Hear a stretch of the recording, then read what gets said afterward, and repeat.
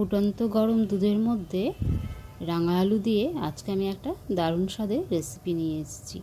কিভাবে বানিয়েছি সেটাই আপনাদের সাথে শেয়ার করব, তাই ভিডিওটা স্কিপ না করে পুরোটা দেখার রিকোয়েস্ট রইল। আমি এখানে একটা রাঙা আলু নিয়ে নিয়েছি। রাঙা আলুটা আমি পিল করে নিচ্ছি। রাঙা আলু কিন্তু স্বাস্থ্যের জন্য খুব উপকারী। খোসা থেকে ভেতর পর্যন্ত পুষ্টিগুণে সমৃদ্ধ থাকে, বাড়তে দেয় না বয়স, প্রতিরোধ করে ক্যান্সারও। তো রাঙা আলু আমরা অনেকভাবেই খেয়ে থাকি। রাঙা আলুর মিষ্টি খেয়ে থাকি, রাঙা আলুর চাট খেয়ে থাকি, রাঙা আলু সেদ্ধ করে যেরকম আলু সেদ্ধ মাখা হয় সেরকম করে মেখেও কিন্তু খাওয়া যায়। তো এখানে আমি রাঙা আলুগুলোকে এভাবে কেটে নিলাম পিস পিস করে। এবার এগুলোকে ভালো করে ধুয়ে নেব। আগেও আমি একবার ধুয়ে নিয়েছিলাম, কারণ এটা মাটির নিচে থাকে বলে প্রচুর ধুলো মাটি থাকে। ফ্রেন্ডস, রেসিপিটা যদি ভালো লেগে থাকে তাহলে অবশ্যই একটা লাইক দিয়ে কমেন্ট করে জানাবেন। আর আপনি যদি ফার্স্ট টাইম আমার চ্যানেলটি ভিজিট করছেন তাহলে চ্যানেলটি সাবস্ক্রাইব করে অল নোটিফিকেশান বেল অন করে দেবেন, যাতে আমি কোনো রেসিপি আপলোড করলে খুব তাড়াতাড়ি আপনাদের কাছে পৌঁছে যায়। তো রাঙা আলুগুলো আমি ধুয়ে নিয়েছিলাম ভালো করে। তারপরে গ্যাসের মধ্যে একটা কড়াই বসিয়ে তাতে আমি 2 কাপ দুধ দিয়ে দিয়েছিলাম। দুধ ফুটতে শুরু করলে রাঙা আলুগুলো আমি দিয়ে দিলাম। এবার গ্যাসের ফ্লেম লো টু মিডিয়ামে রেখে এটাকে ঢাকা দিয়ে সেদ্ধ করে নেব। দুধ যেহেতু ঢাকা দিলে উতলে যাবে, সেজন্য কিন্তু সামনেই দাঁড়িয়ে থাকতে হবে। আর গ্যাসের ফ্লেম কিন্তু একদম লোতে রাখতে হবে, আর মাঝে মাঝে চেক করে নিতে হবে।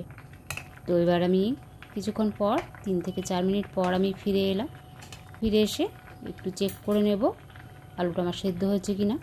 আলুটা কিন্তু আমার পারফেক্ট সেদ্ধ হয়েছে, খুব বেশি কিন্তু নরম হয়ে যায়নি, আবার কিন্তু শক্তও নেই, ভালো করে সেদ্ধ হয়ে গেছে। এখন কি করব, 1 কাপ সুজি আমি ড্রাই রোস্ট করে নিয়েছিলাম, শুকনো খোলায় ভেজে নিয়েছিলাম, তারপর সেটা মিক্সিতে ঘুরিয়ে নিয়েছিলাম। দেখে মনে হচ্ছে না আটার মতো, তো যেহেতু আমি মিক্সিতে ঘুরিয়ে নিয়েছিলাম ওই জন্য কিন্তু সুজিটা একদম মিহি হয়ে গেছে। এবার সুজিটার সাথে দুধটাকে ভালো করে মিশিয়ে নেব। গ্যাসের ফ্লেম কিন্তু লোতেই রেখে ভালো করে মিশিয়ে নিতে হবে। আর এখানে কিন্তু কোনো জল অ্যাড করা যাবে না, যেহেতু আলুটা আছে সেজন্য কিন্তু এটা যখন ঠান্ডা হবে একদম ভালো কিন্তু মাখা যাবে। তো আর জল বা দুধ কিছু অ্যাড করার প্রয়োজন হবে না। ভালো করে নেড়ে চেড়ে এটাকে আমি শুকনো করে নিচ্ছি।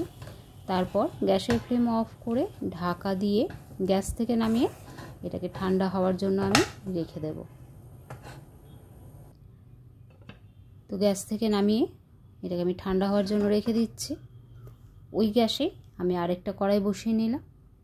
কড়াই আমি 1 কাপ নারকেল কোড়া দিয়ে দিয়েছি, আর পরিমাণ মতো চিনি দিয়ে দিলাম। আমি এখান থেকে 4 থেকে 5 টেবিল চামচ চিনি ব্যবহার করেছি।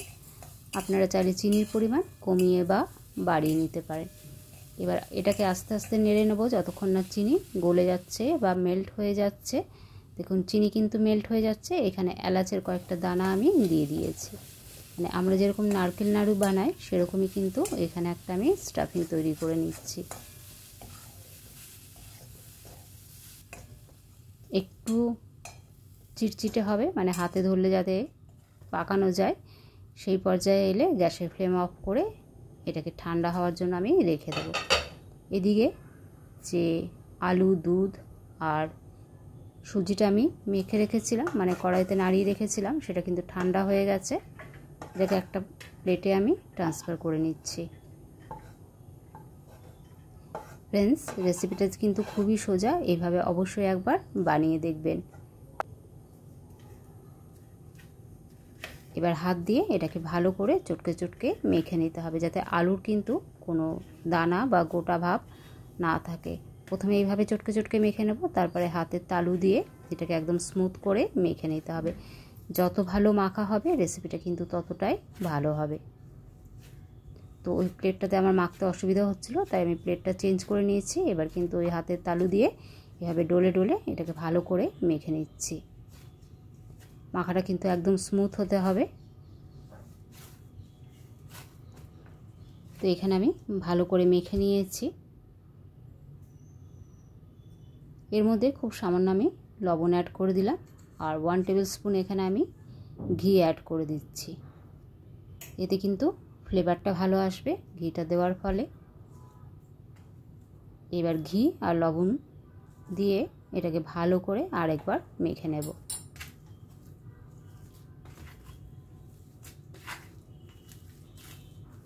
ঘি আর লবণ দিয়ে ভালো করে আমার মাখা হয়ে গেছে। এখন এখান থেকে ছোট ছোট লিচি আমি বানিয়ে নিচ্ছি। ভালো করে মাখা হলে, আলুর কোনো দানা না থাকলে লিচিগুলো বানাতে কিন্তু খুব সুবিধা হবে, মানে ভেঙে যাওয়ার বা ক্র্যাকস হয়ে যাওয়ার কোনো টেনশন থাকবে না। তো একইভাবে সবগুলোকে আমি বানিয়ে নিলাম।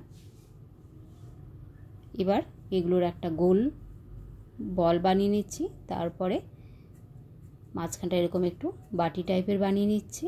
তারপরে নারকেল আর চিনির যে স্টাফিংটা বানিয়ে রেখেছিলাম সেটা এর মধ্যে ভরে দেব। তো যতটা বেশি পরিমাণে দেওয়া যাবে ততটাই কিন্তু টেস্টি হবে।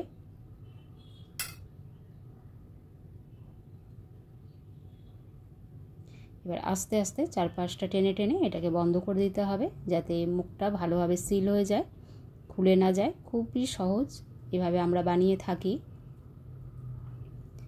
তো আমি এখানে এরকম চ্যাপটা করে শেপ দিচ্ছি। আপনারা চাইলে আপনাদের পছন্দ মতো কিন্তু শেপ দিতে পারেন।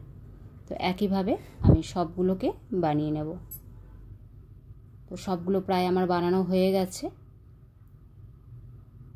এটা আরেকটা লাস্টেরটা বানিয়ে নিচ্ছি। একটাও কিন্তু ফাটেনি, খুব সুন্দরভাবে কিন্তু বানানো হয়ে গেছে। এবার বাকি প্রসেসটা করে নেব। কড়াইয়ের মধ্যে কিছুটা তেল দিয়েছি। তেল দিয়ে এগুলোকে আমি হালকা লাল লাল করে ভেজে নেব, গ্যাসের ফ্লেম মিডিয়ামে রেখে।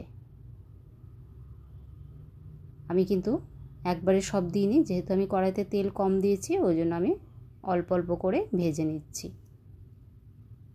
একেবারে হাই ফ্লেমে ভাজা যাবে না, হাই ফ্লেমে ভাজলে তাড়াতাড়ি কালার চলে আসবে। তো দেখুন হালকা লাল আমার কালার এসে গেছে, এটাকে আরেকটু ভেজে নিতে হবে। তো খুব সুন্দরভাবে গোল্ডেন একটা কালার চলে এসছে। এবার এগুলোকে আমি কড়াই থেকে উঠিয়ে নিচ্ছি। একইভাবে আমি বাকিগুলোকেও ভেজে নেব।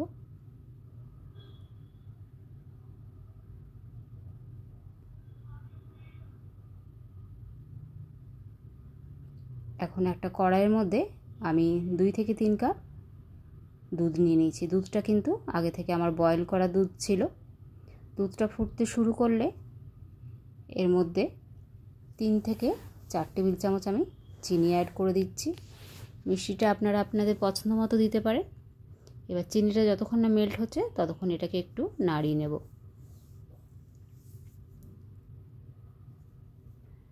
দুটো এলাচ আমি অ্যাড করে দিচ্ছি। এলাচটা দিলে ফ্লেভারটা খুব ভালো আসবে। এলাচটা দেওয়ার পর আবারও একটু নাড়িয়ে নিচ্ছি। যেহেতু আমি দুধটা আগে থেকে ফুটিয়ে রেখেছিলাম, ওই জন্য বেশি ঘন করলাম না। আপনারা যদি ডাইরেক্ট কাঁচা দুধ ব্যবহার করেন তাহলে কিন্তু দুধটা একটু ফুটিয়ে ঘন করে নিতে হবে। ভেজে রাখা রাঙা আলুর বড়াগুলো আমি এখানে দিয়ে দিলাম। এবার গ্যাসের ফ্লেম লো টু মিডিয়ামে রেখে এটাকে 3 থেকে 4 মিনিট একটু কুক করে নিতে হবে। এগুলোকে একটু উল্টে পাল্টে দিতে হবে, যাতে এটা নরম হতে থাকে এবং কিছুটা দুধ কিন্তু অ্যাবসর্ব করে নেয়। খুবই সুন্দর একটা রেসিপি, খেতে কিন্তু দুর্দান্ত হয়। এখানে আমি কিছু জাফরান অ্যাড করে দিচ্ছি, এতে কালারটাও খুব ভালো আসবে আর গন্ধটাও কিন্তু খুব সুন্দর হবে। তো 3 থেকে 4 মিনিট হয়ে যাওয়ার পর গ্যাসের ফ্লেম অফ করে এটাকে আমি সার্ভ করে নিচ্ছি। তো রাঙা আলুর রেসিপি যদি এইভাবে বানিয়ে না থাকেন, একবার অবশ্যই বানিয়ে দেখবেন। এখানে আমি পিস্তা আর কাজু দিয়ে গার্নিশ করে নিচ্ছি। আপনাদের কাছে যে ড্রাই ফ্রুটস থাকবে আপনারা কিন্তু সেটা দিয়েই গার্নিশ করে নিতে পারেন। তো একটা আমি কেটেও দেখিয়ে দেবো কতটা নরম তুলতুলে হয়েছে, পুরে ঠাসা, মুখে দিলেই কিন্তু মিলিয়ে যাবে। তো ফ্রেন্ডস, রেসিপিটা যদি বেশি ভালো লেগে থাকে অবশ্যই ফ্রেন্ডস আর ফ্যামিলির মধ্যে শেয়ার করে দেবেন। দেখুন কতটা নরম তুলতুলে হয়েছে, মুখে দিলেই কিন্তু মিলিয়ে যাবে। তো এভাবে অবশ্যই একবার বানিয়ে দেখবেন, সবার প্রশংসা কিন্তু পাবেনই। সবাই ভালো থাকবেন, দেখা হচ্ছে পরের ভিডিওতে।